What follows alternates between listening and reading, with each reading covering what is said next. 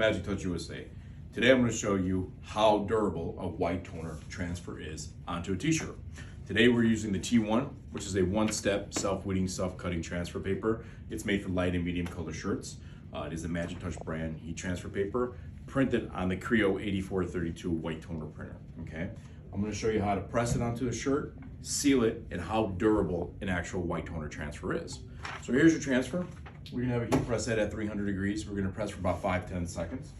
We're gonna put it down on the garment and then press it.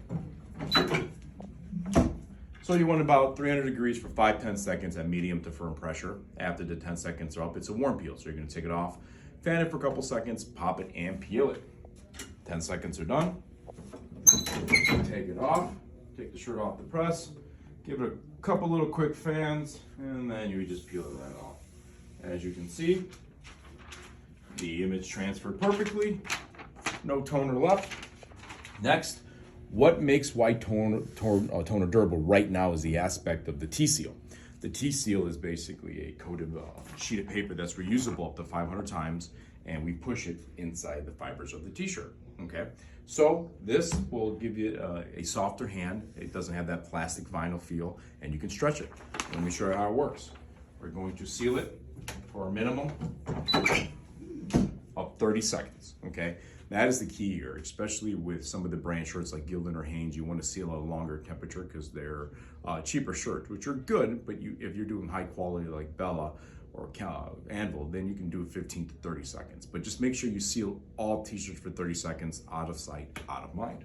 So, 30 seconds are done. I'm gonna take it off, set this bad boy aside. Now right away you see the difference. It doesn't have that papery feel. So you're feeling it right now and it doesn't feel like paper or vinyl. It actually feels one with the garment. But the main thing about the durability is when you stretch it, it's supposed to crack. And this is hot off a heat press. Watch.